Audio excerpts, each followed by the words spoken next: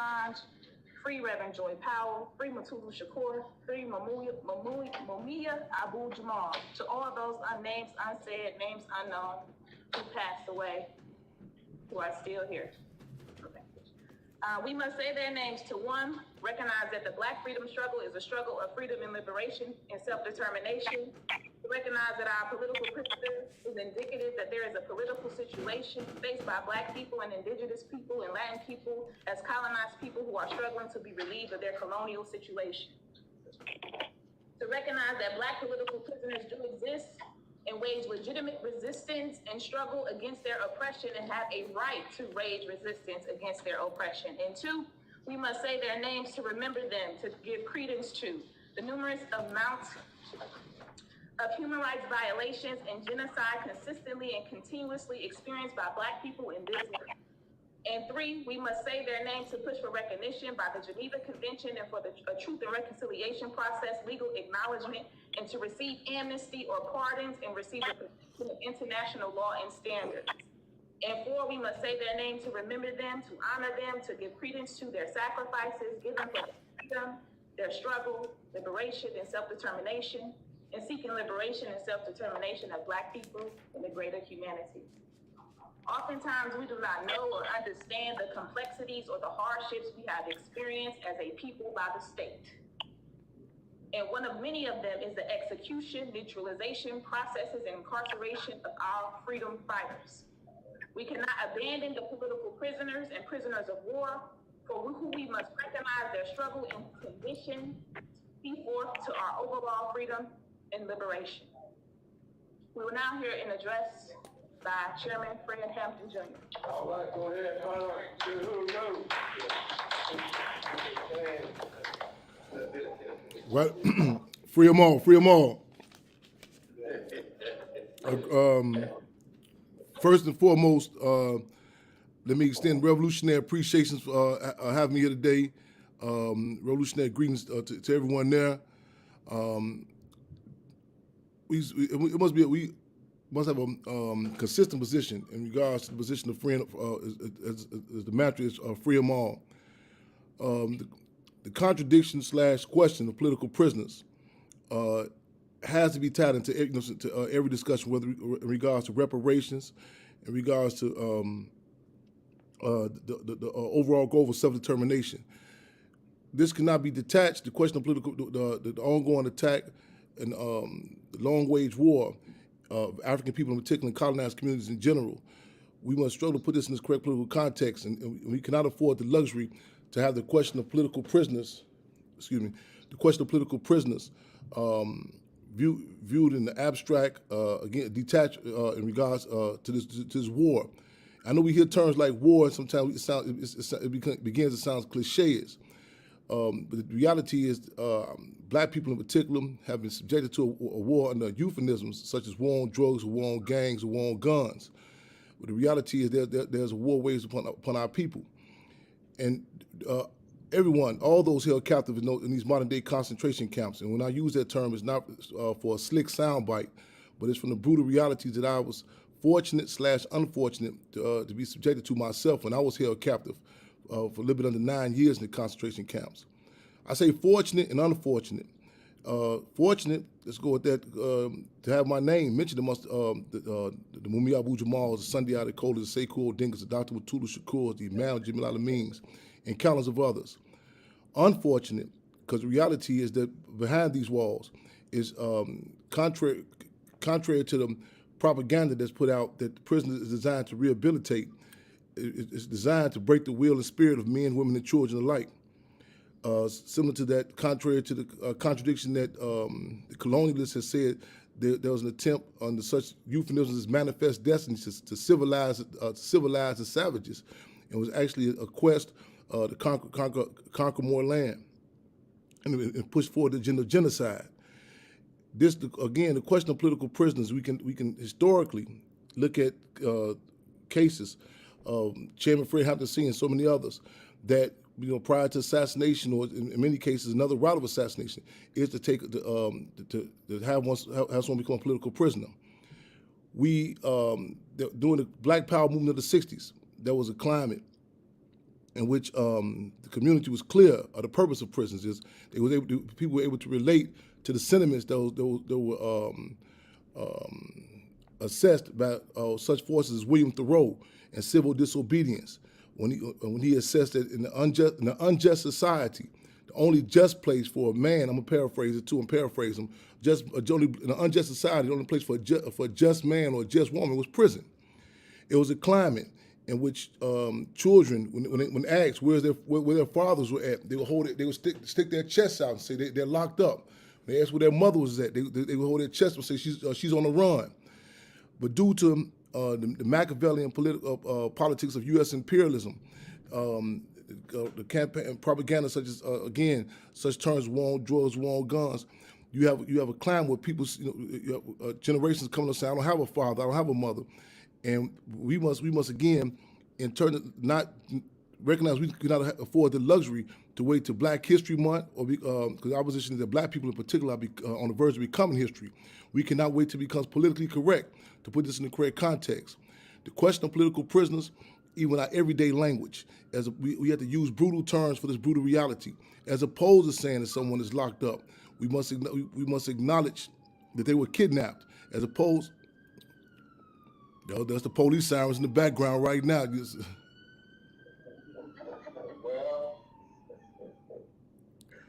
As opposed to someone saying, as opposed to using the euphemisms such as they were locked up, we must use brutal terms such as they were kidnapped, as opposed to what's their bond, what's their ransom, and concentration camps such as the infamous Cook County Jail, the largest county jail in the country, a location in Twin Cities in California, which initiation of the pandemic was a hotbed of the coronavirus. We've seen cases such as Nicholas Lee and others who quote unquote died. I say quote unquote died because the deal is that the state murdered them in one way or another behind these walls. There's an old axiom that many prisons relate to, in which there are no guaranteed tomorrows, in particular inside the prisons. And that is to say that, so whether it be through the chemical biological warfare in places like Stateville, which we call Deathville, which the EPA, Environmental Protection Agency, acknowledged the damage the water is done to the health of so many prisoners held captive. Back to the infamous Cook County Jail, with conditions where 17-year-old women was exposed. 17-year-old women were forced to rinse out their sanitary napkins for reuse, right in Cook County Jail.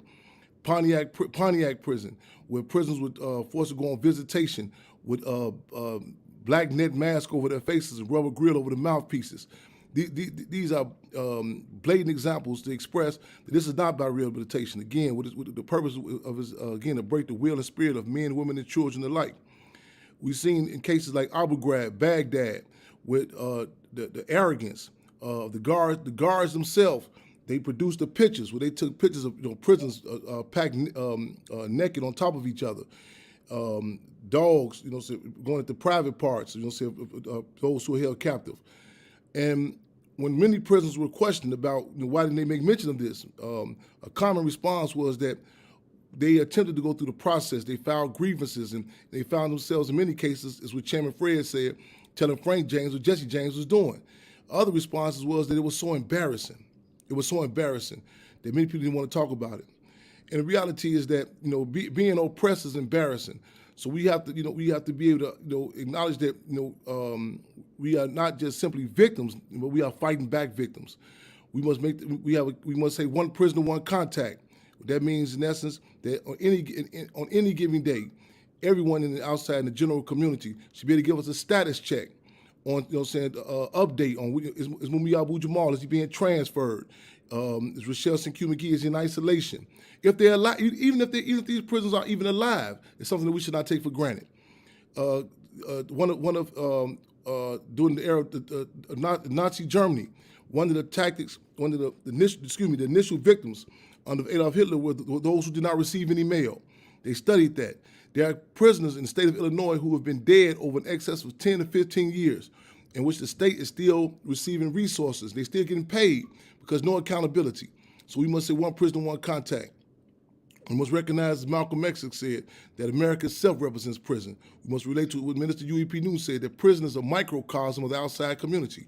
In other words, we see the intense atrocities, you know what I'm saying, whether it be the arrogance, you know what I'm saying, of Derek Chauvin kneeling and murdered on the neck of George Floyd and murdered him. These are activities that police engage in, knowing that they're being filmed, knowing they're on camera. One can only imagine, better yet, can imagine with these guards, with these pigs, what they do behind closed doors. I mentioned Abu Ghraib, Baghdad. One of the main perpetrators in Abu Ghraib, Baghdad was a guard by the name of Grainer. Grainer, prior to him being shipped to Abu Ghraib, Baghdad, was an SCI Green with long-held political prisoner Mumia Abu-Jamal is held captive at. The deal is also, in addition to what I just laid out, when you say that there's a war, and we must be consistent with that, a war waged upon the people. The ruling class looks at how we deal with the question of political prisoners. You know, we said, many occasions I said black people in particular have been treated as the Rodney Dangerfields of all races. In other words, no respect. If we do not continue to push these cases, push these names again in our barbershops, the pool halls, poetry settings, college campuses, street corners.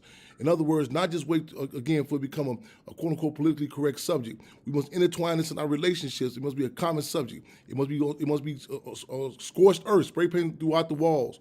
I recall in 1995 when the state was pushing to make one of the attempted assassinations of Mumia Abu-Jamal.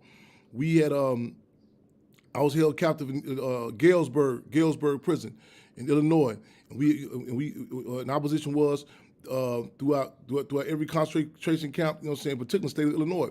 If Mumia don't move, don't nothing move. And we, you know what I'm saying, and we were able to, you know, form principal coalitions, you know, in regards, and we feel comfortable and proud that we played a role, even held captive, you know what I'm saying, having the state back up the attempted assassination of Mumia Abu-Jamal in. So we must, again, make that correlation, not recognize we cannot afford the quote-unquote luxury to just dismiss the great minds, the great assets that we have held captive. When you under attack, in fact, one of the first moves that Saddam Hussein had made when he recognized when he came to grips with the fact that the U.S. was making their move against Iraq, he said, "Open the prison doors. Open the prison doors." We must again. We have forces who have been held captive for decades, and we must again tie this into every question. If we want to talk about the position of reparations, the reality is that African people have been ripped up and are continuously being ripped up for a lot of resources: gold, copper, oil, you name it. But the most valuable resource that we have been ripped up from is black bodies. Free them all. Free them all. Free them all, my brother. Go ahead.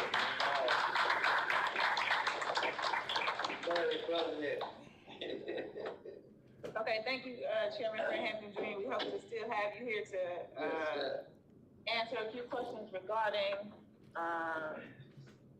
the conditions of current political prisoners and those who have struggled and are now in the ancestry, all of those different things. For now, we'll take the time to highlight a particular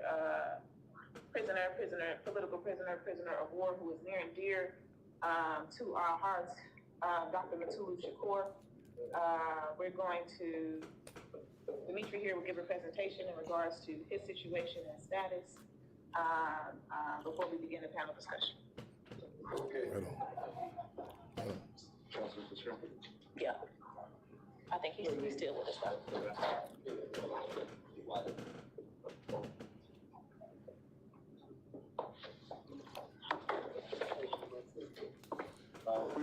Coffee. Today I'll be highlighting Matulou Shakur. Just a brief synopsis of or introduction to this Black revolutionary.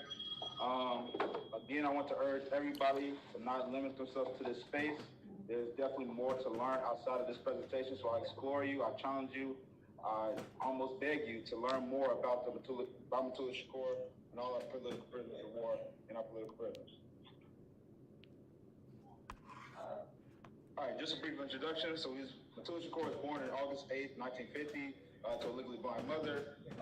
His first conversation with the state was seeing how they treated his Black disabled mother.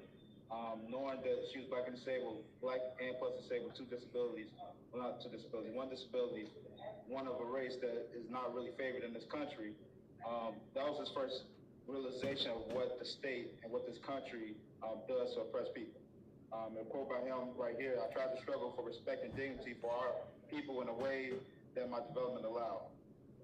He grew up without a biological father, but was raised by two father figures, and Matulou Shakur, Abba, and Herman Ferguson, both were part of the Revolutionary Action Movement, RAM, OAAU, both really pivotal in how Matulou Shakur was raised, and also they shared many spaces with some of the revolutionaries you may know to this day, such as Malcolm X. So again, he was involved in struggle since from the age of 15. In 1965, he worked on the campaign to defend Herman Ferguson.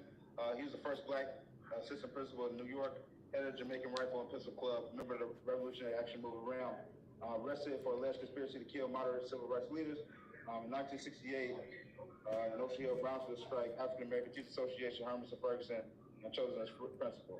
Continuing on with this struggle throughout a young age, one key thing I want to highlight on is the attack on the New Bethlehem Church in Detroit, Michigan, which actually I have Matulou's words himself. So these are Matulou's words himself in regard to the Bethlehem incident that happened in New Bethlehem. I was 19 years old. We were the first to wake up.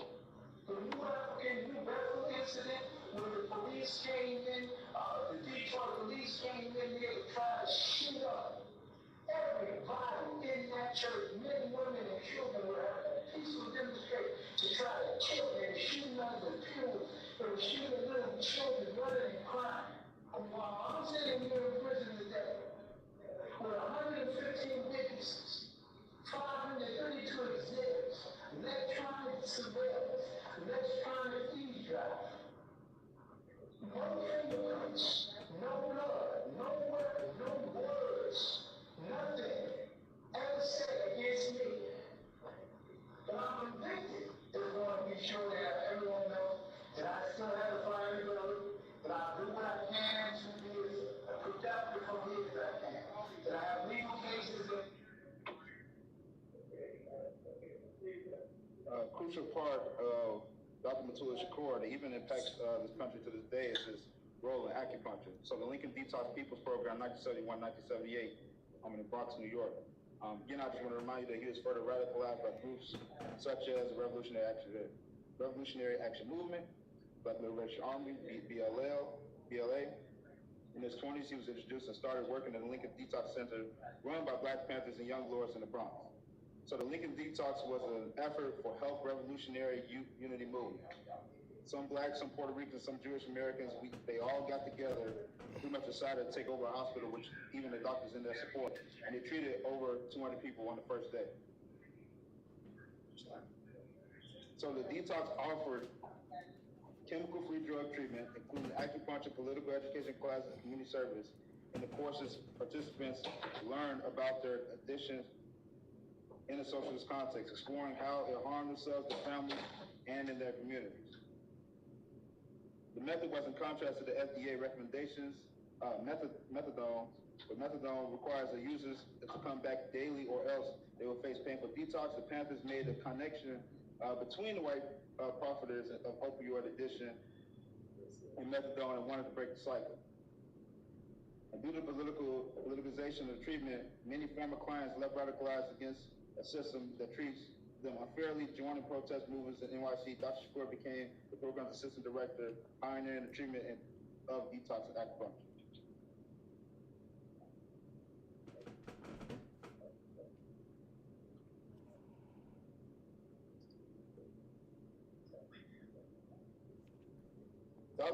Dr. Shakur refined the ancient practice for the present day plague of drug addiction.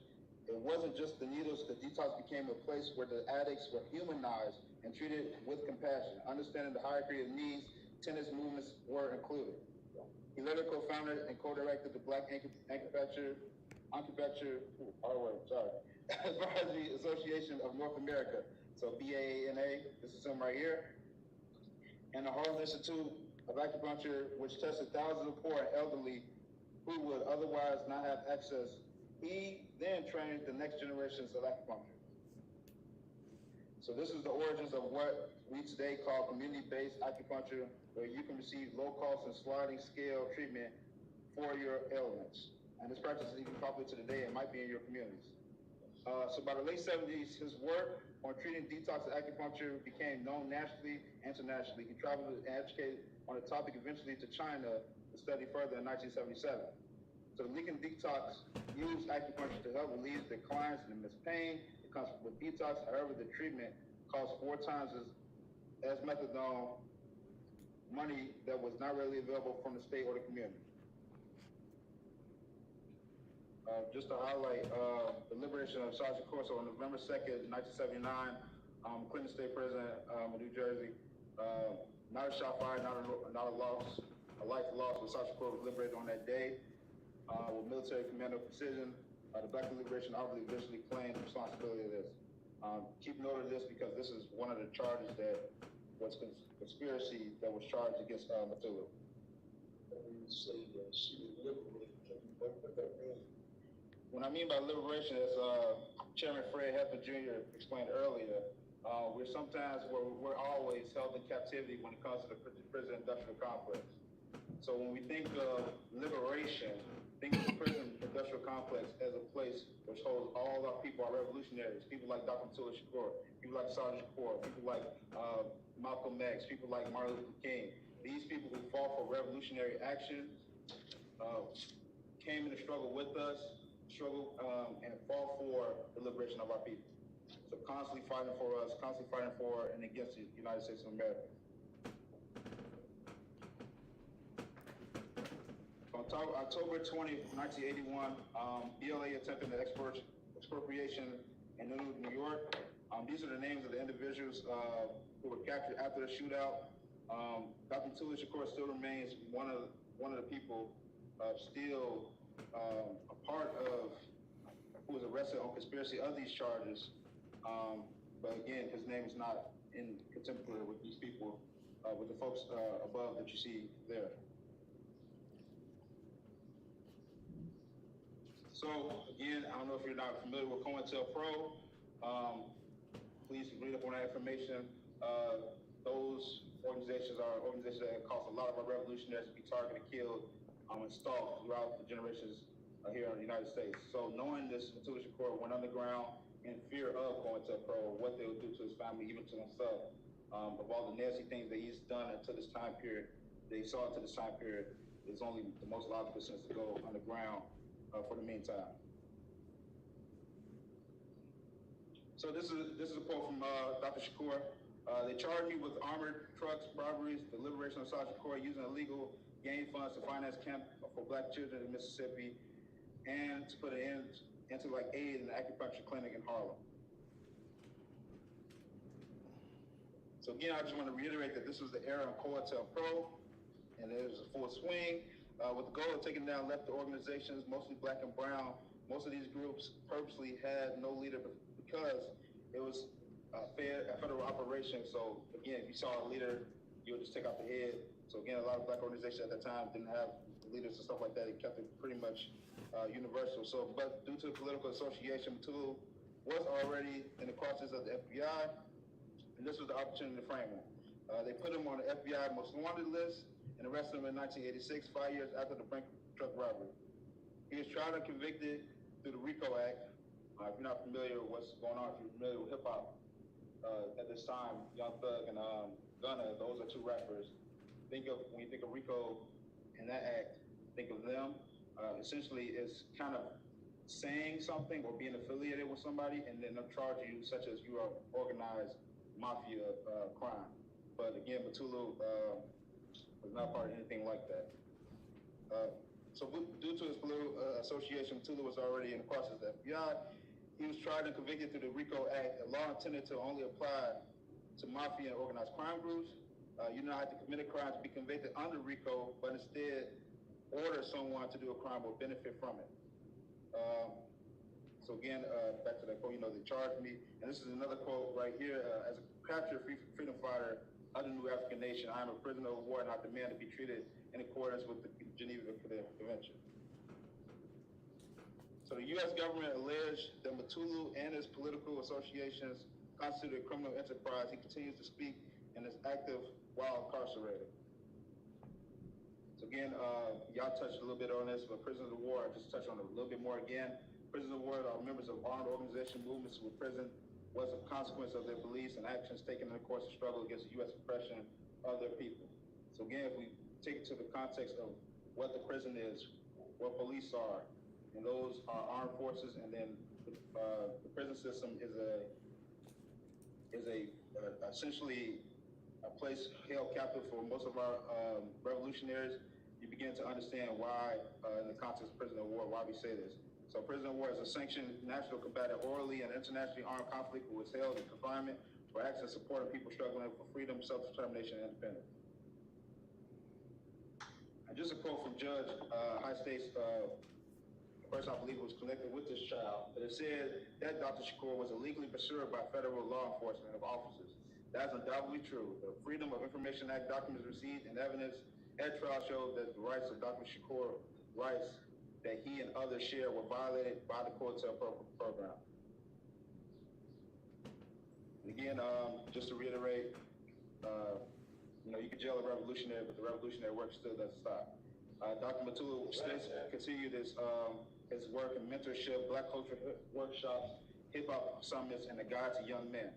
Still, one thing we hear about Matulou through either his son or the people around him, you notice that he brings community around him. He's a family man, and that he always invokes operating for us to operate, to be in the struggle to free our people, to love our people, embrace our people, but also to fight for our people.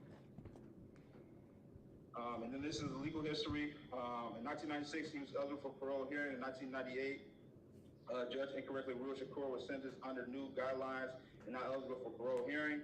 In 2002, parole hearing gave a 15-year hit.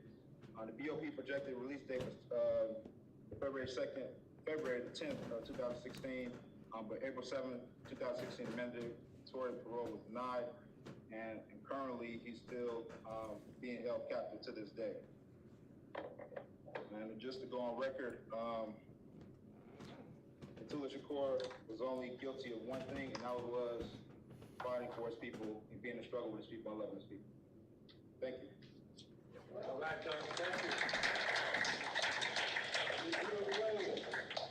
So, Ready to meet you right on time. We're gonna kick off. All right, it's 7 o'clock. I think every time I start the panel. But one of the things about Matulou is that he was sentenced under an old law, which required him to serve, I believe, like 85% of his time or a certain percentage of his time. And they changed the law, I think it was required to serve like 60% of his time. They changed under the old law, which he was sentenced. The new law, which requires him to serve 85%, they're still trying to hold him to the new law, but he wasn't charged under that. So he actually has served out his sentence over 30 plus years in prison. So he just had an appeal just recently. There's a campaign that continuously advocates on his behalf. That he just got denied appeal again. They had been holding him hostage on a caveat where he actually called in and spoke to students like you in a room, and he was, I guess they didn't like what he was talking about and had penalized him for that. So his whole record in jail had been clean, had been cleared. He had no disruptions, no kinks and violations, no violations or anything. So they had been holding that for him for a long time. So they actually struggled to get that released off of his record, so they don't have, every time he has an appeal, they're not noting that factor. But that was the case that just recently, like at least like 2 weeks ago, as recent as like 2 weeks ago, where they, that wasn't the case, that wasn't the disposition or the position that they would take in terms of denying him his appeal. So he served his time, he's done his time, and then some. He's supposed to release, eligible for release in 2016. They're still holding him in there, like many others. And we can't deny or can't, celebrate the fact that folks who just, been recently released, like Brother Sundiata Akoli was just released for serving 30 plus some odd years, and the folks will get into that. We got some elders in the room, and they're not just here. They actually have some skin in the game. Some who have been political prisoners themselves, who will speak to the fact and talk about that. So, Chairman Frank Hampton, we're gonna zoom you back in, pull you back up, and we're gonna get to this panel discussion. We're gonna have folks introduce who they are, who they in the room, or who they representing. Before we get started. So, right on. I pass it on to you, Robert Colley. And I just like to say it's indeed an honor to be here amongst you. I say young people, because I look like one of the over the years. So I'm going to start off by greet you with this new applicant independence greeting. And I say free the land, you say by any means necessary. Free the land. By any means necessary. Free the land. By any means necessary. Free the land. By any means necessary. I greet you, my brothers, to those of you that's Muslims.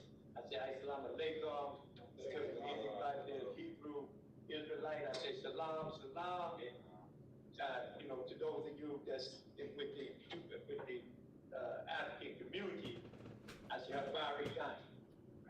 I'm not a Khalid. I'm just here. I heard from brother, what's your name? Dimitri. Brother Dimitri and sister y'all over here. And then it just about said everything, and Pastor Chairman Fred, then he said everything that I came here to talk about. I came here to talk about a few political prisoners, but it's just an introduction. I guess we're going to give a panel discussion. So I'm Brother Khalid, I represent the Rebuild Collective and the Shut Up Prison Ministry here in Chicago.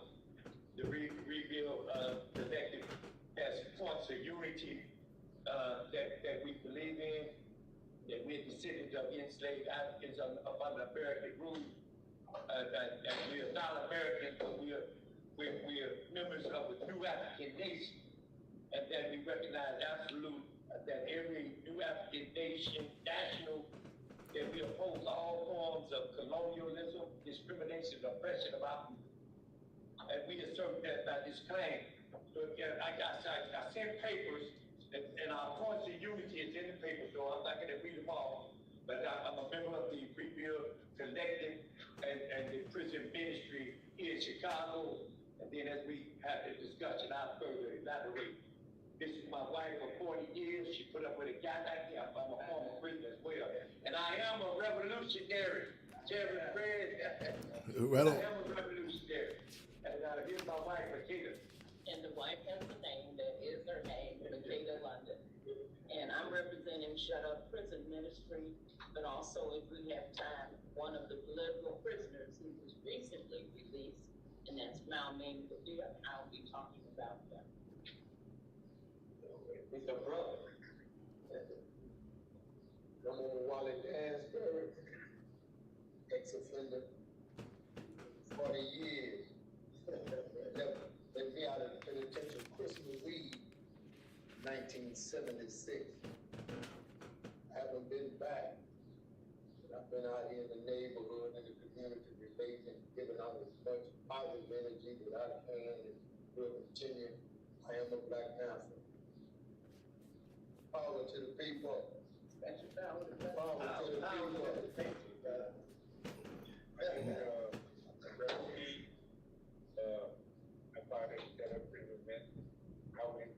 I'm also I was compensated for 36 years.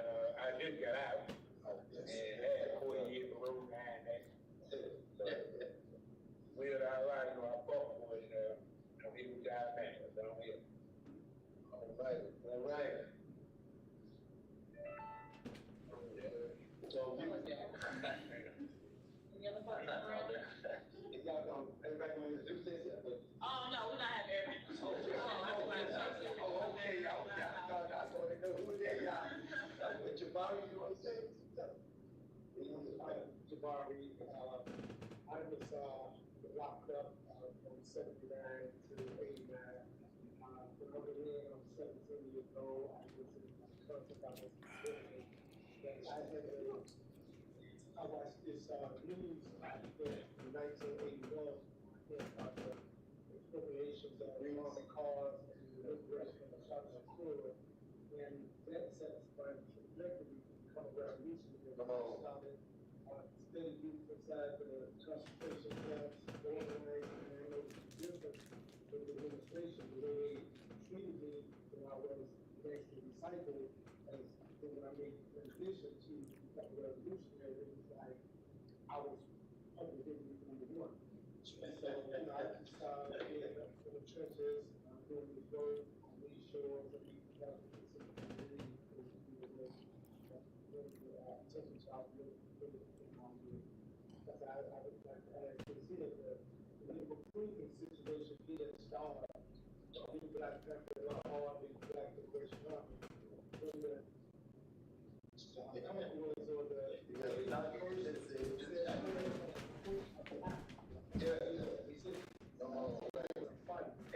and slavery was actually a state of war. See now it's a perfect struggle. I like that. I like that. Continue. I like that. So we call the first question. We call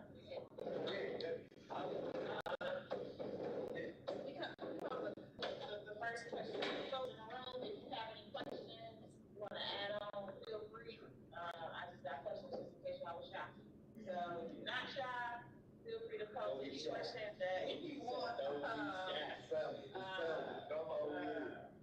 That you, you know, that you can talk about. Can you share any stories or any accounts or about political prisoners you know, about being a prisoner? What was the process behind that? You know, if you can disclose that information, please speak to that regard as well. May I speak? Kevin, Fred, you still there? Yes, sir, Reverend London. I'm here. I know this guy here.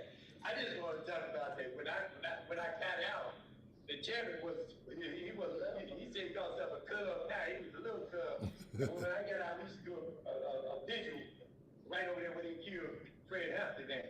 And you know, he was such a little guy. Then as the years went on, I saw him come out. Now look at it.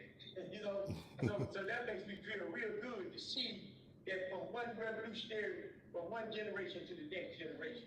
I passed out these papers here, these refill papers, because in the question that you got, I wanted everybody, if you will, to answer that question, and it's not going to be long, because I know we only got a certain amount of time. Here, the brother that you see, James Yaki, that was the brother that really helped me to transform. But I, like Brother Jabari, I was an unconscious brother in the prison. And it's a piece in there, I'm not gonna read the whole paper, but where it said Malcolm X, the model of personal transformation. That's what I want to talk about. And so if you look from the first paragraph down to about, I'd say, the first 5 paragraphs, just want to read that. I want y'all to read it with me. Malcolm X often used the concept of prison as a metaphor to describe the situation of New African people. He implied that just as those in actual prison are expected to rehabilitate themselves as a condition for their release, we must transform ourselves as a people as a condition for securing our freedom from oppression. Malcolm's autobiography offers evidence of the pivotal role that prison played in his transformation. And and provides guidance for imprisoned New Africans. Malcolm always said that our condition as a people represents a nation behind bars. He always said that. So in the self-transformation process of Malcolm reflects the same self-transformation process that we as a people, whether you're New African or whether you're just a oppressed colonial within the borders of the United States. We're anti-imperialists and we're anti-colonials. And what you know, saying that we have oppressed nations within the borders of the United States. So which makes our struggle international. And we're oppressed on a national class level as a nation. So therefore we're international. that the brother was saying that we represent an oppressed people, and that's what we are, oppressed nation. So anyway, it said, although we are in prison, we are not defined by the condition. We are new applicants. Our identity is that we are new applicants. Our nationality is that we are new applicants. We are, in other words, with the first kidnapping of the first African slave, that's when the real war started. They took us out of control of our historical self-destination as a people.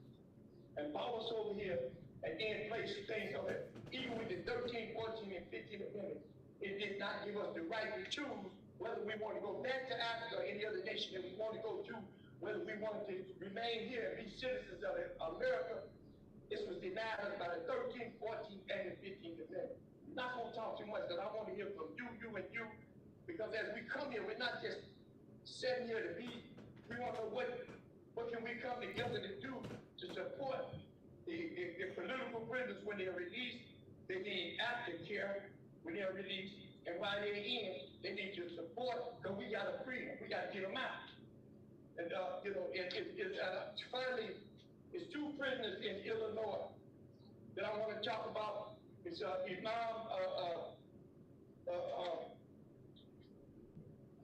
Malik, who's formerly known as Jeff Ford.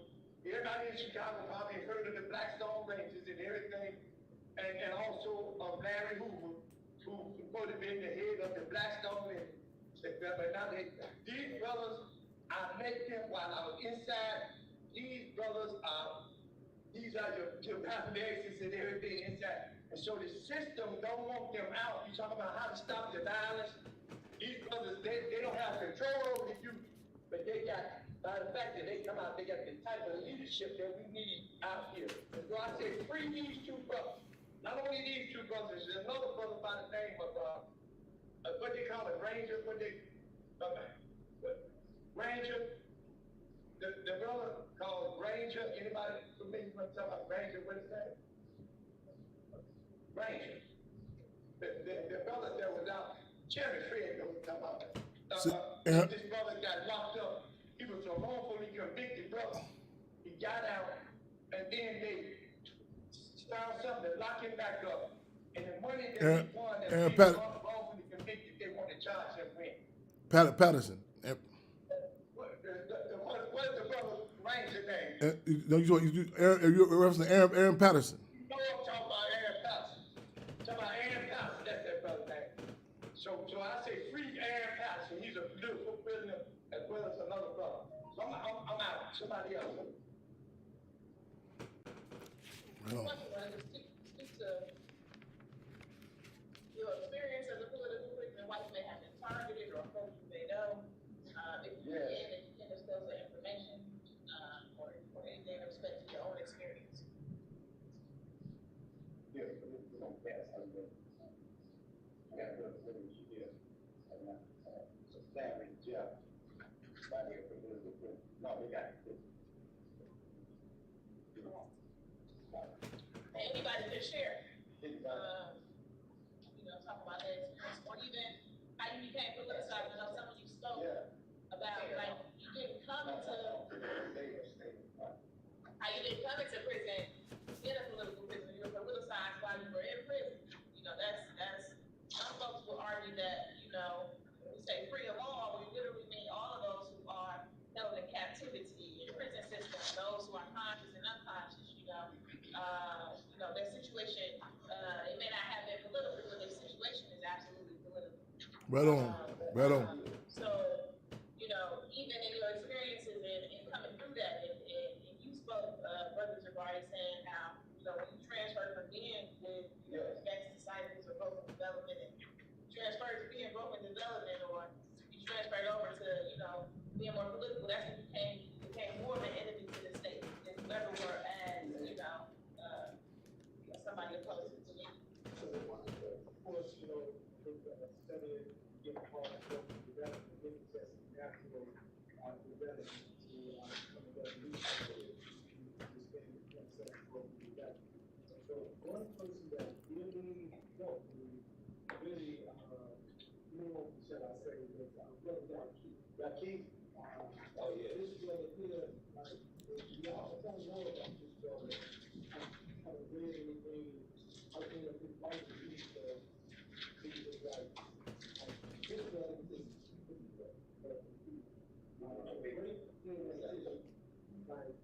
he was able to like just make it so you can understand that Malcolm was saying how you can running around the unconscious mind and the revolutionary mindset.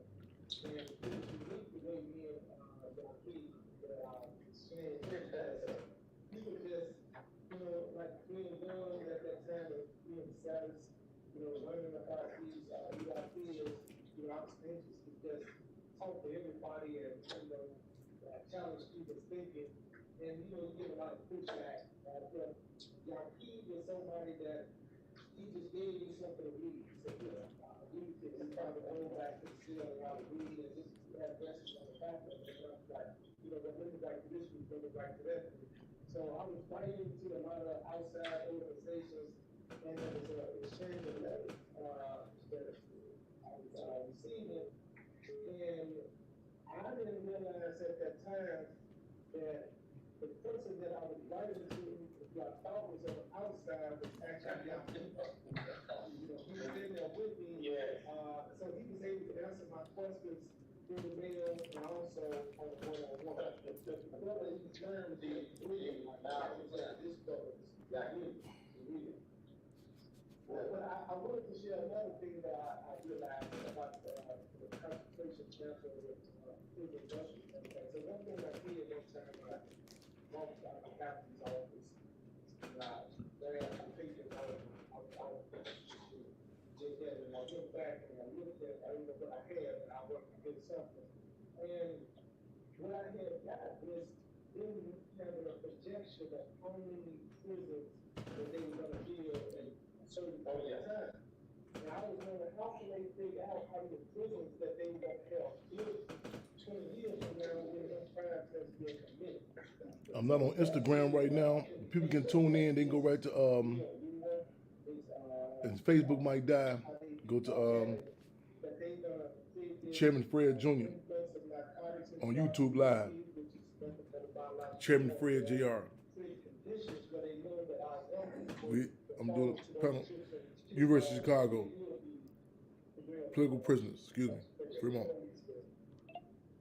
And I just wanted to jump in about Brother Yaqub. My husband and I, as ministers, were able to marry him. And his wife, after we got out of the penitentiary, it was a beautiful ceremony. It was like 30-some years when we married him and his wife. And right there on 80th and David in that park over there, we gave them a New African wedding. It was a New African ceremony. It was the most beautiful thing. About tears in my eyes. Like, the brother was just that deep, and a creeper, his wife, she waited on him all those years. And all the children had names like Yaqub. Yeah, I'm a Yaqub, I'm a Yaqub, I'm a Yaqub. That was really something. Some people don't, I don't know if anybody else wants to speak. Well, what was the question? Question again, please. If you can speak to a prisoner or those who, you may know who are political prisoners, if you can speak to the experiences. Yeah, well, first and foremost, let me just say, extend revolutionary love and grease to everyone on the panel and to everyone that's there.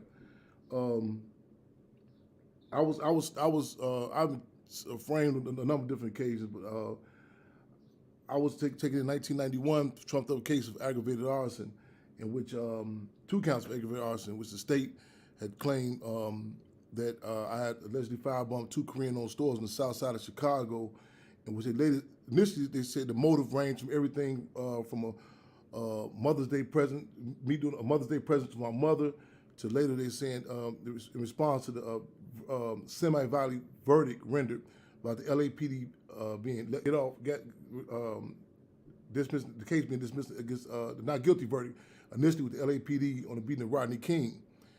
I was convicted and sentenced under the tenure of infamous Judge Michael P. Tooman. Ironically, this is the same judge that had, on the state case, had gave Chief Imam Malik, formerly known as Jeff Ford, his state time. It's the same courtroom than which the infamous, that the movie The Fugitive was filmed in. And I'm pointing out to say again that again everything is political, and we must, and there was a lot of struggles, a lot of even progressive organizations to saying for myself and others to be even acknowledged as political prisoners. As we one of the disadvantages we have in our community is the non-acknowledged war. Again, the non-acknowledged war. I mean, other communities is recognized in such terms as political prisoners, propaganda bombs, and even they call them music that's being played to our children every morning. This is any other community acknowledged again as propaganda bombs. Terms like behind the enemy lines, terms like political prisoners. War chest, you know what I'm saying? So people need to be understand when people call for resources it's not out of just to get somebody a few dollars of charity, but again to put it in the correct political and war context. I was transferred to just about every concentration camp in the state of Illinois, including the infamous TAMS. I came into contact with so many phenomenal forces.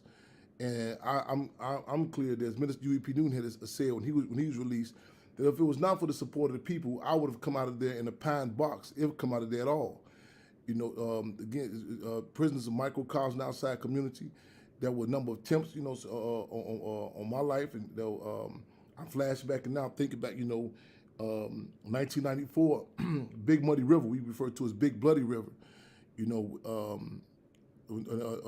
attempts were made on we refer to as the Harold Washington food trays. These are the trays in which you would eat. It'll be your last supper. And I remember in 1994, when I was in isolation, they brought what we refer to as the Harold Washington tray, and they denied they even brought me the food tray. We knew it because I was in isolation, and they had came back, and they had brought. I was the only one they brought a food tray to, and it was not even by prison standards, by even outside standards. It was a big breakfast, and I was like, "Whoa, what's going on?" So I'm asking the other prisoners, "Is this a holiday or something?" And they said, "We haven't received our food tray yet, Chairman." And so later on, we had the call-ins come in. The guards denied they even gave me the food tray. 1998, and what was known as the Chow Hall guard by the name of Voight, August 1998, shot at me through the gun tower. And one of the prisoners, in fact, one of the Mexicano prisoners that pushed me out the way, he got the buckshots in his collarbone. The infamous Menard, ironically the same Menard that Chairman Fred was in 1969, and I was there in 1999. It's a common tactic, not only Menard, but again, so many concentration camps where the state would utilize other prisoners with, say, mental health issues or you name it, and they would, place these prisoners in the cell with you. And it's like a no-win situation. So if you come out quote unquote victorious, it's a hard case to beat a jailhouse murder. So you know what I'm saying. So it was continuous attempts to keep me held captive, but I don't take for granted I was able to come out of there with my sanity intact and be alive, and also with a commitment to reach back for those who are held captive. Again, the Mumia Abu Jamals, Dr. Matulou Shakur, Imam Jamal Amins, and others. And I just can't stress enough that do not take for granted that our loved ones or people that that are held captive, that they even alive. You know what I'm saying? So again, this the atrocities that occur in these places. I'm gonna paraphrase it like this. It's a book, Dragon Has Come, and they say you go visit your loved ones. The grass on the outside looks clean, good. The visiting room may be clean. But the reality is your sons and your sons and your daughters and your husbands and wives are being taken back and dehumanized, you know what I'm saying, in many cases murdered.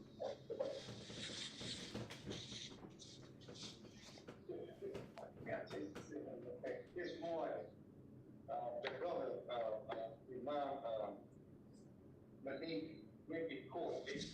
They didn't tell him. First he had a court date, then they didn't let him know when his court date was. Right.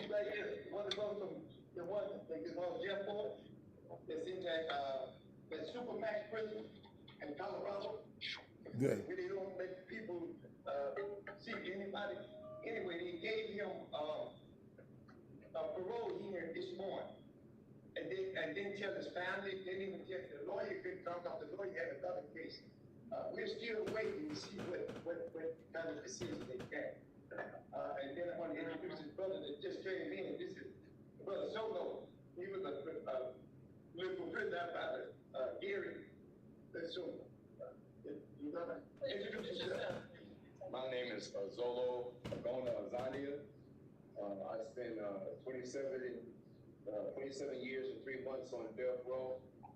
And altogether, I was released from death row into the general population. I spent almost to the day 35 and a half years total.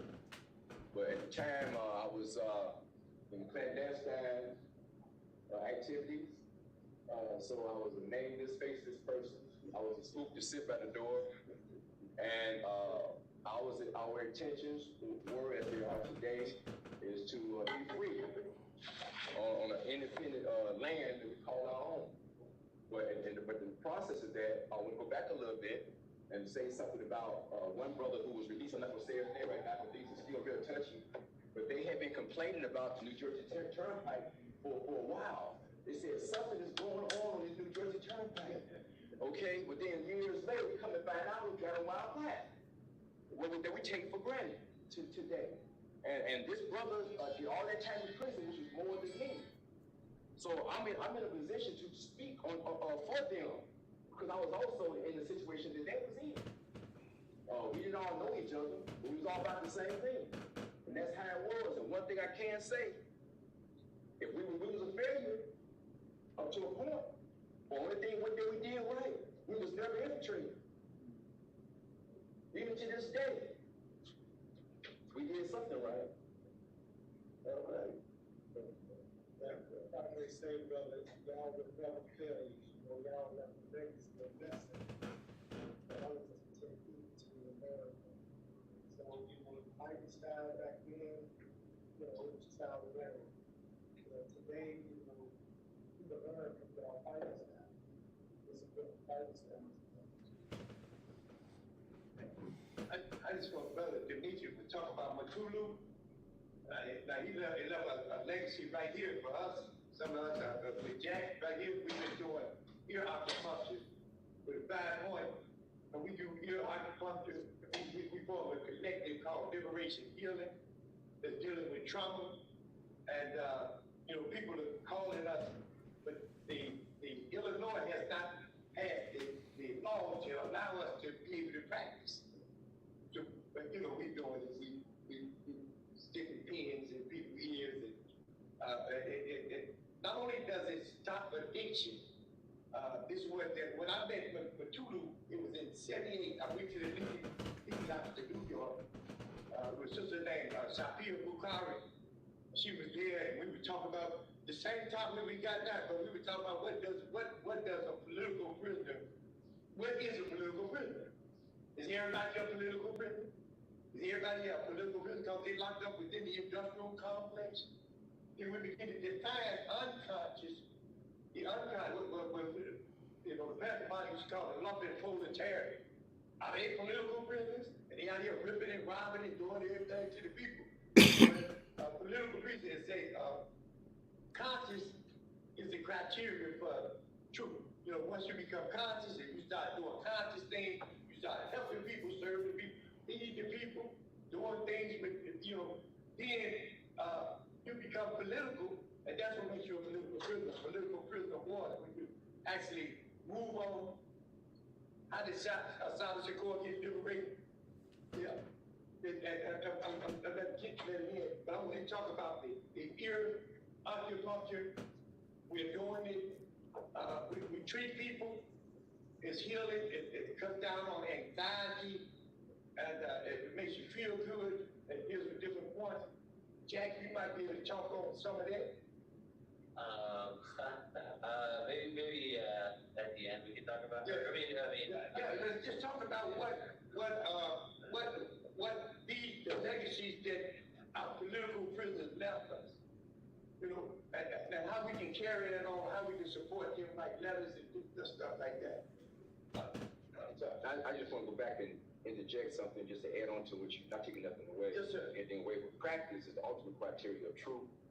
You see, and so we was putting it down, as a brother said, but made mistakes, and the South American model, the two Amaros, they was a little different than what we were doing, and what was happening in Cuba was different from what we are unique. We are a colonized people fighting in the belly of the beast. The whole world is waiting.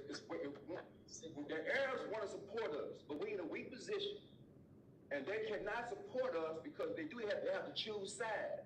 So we're going to have to narrow the factionism among us. That took place in 1969 when they murdered Fred Hampton. So we haven't recovered from that yet. You see, that's what it's about. That's right, Doc.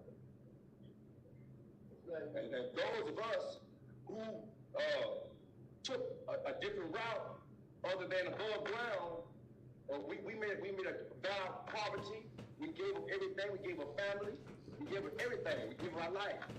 So I didn't expect to survive. And now that I'm here, I don't have the physical strength. And the ability that I used to have when I was younger. But what I'm doing is I'm focusing on the women and children. It's the women who are more ready right now than the men. The men are so far behind mentally. And there are some who are looking for an example, but they're leery because they live that backstabbing, gutter life in the streets, and they don't know what trust is. And then some of their families, if not all, to varying degrees, all of them are dysfunctional. All of us are dysfunctional families. We never was treated for the trauma and the collective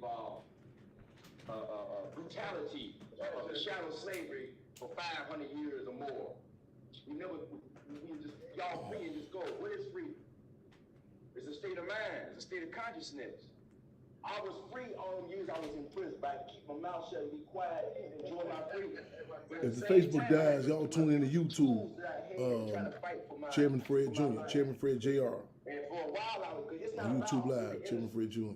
Please, everybody, the next time you go to court, anywhere, remember this: it's never about guilt or innocence in the United States court of law. It's about due process. The process that's due. The United States Supreme Court ruled in the case of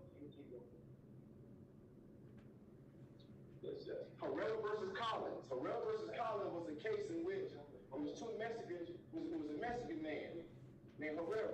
He was on death row for killing a police officer about some kind of reason. Where the detective that investigated the case made a mistake, and they came forward at the end and said, they gave affidavit saying that his brother did it, but his brother was dead now. But they made a mistake. One of the federal law district courts granted it, and then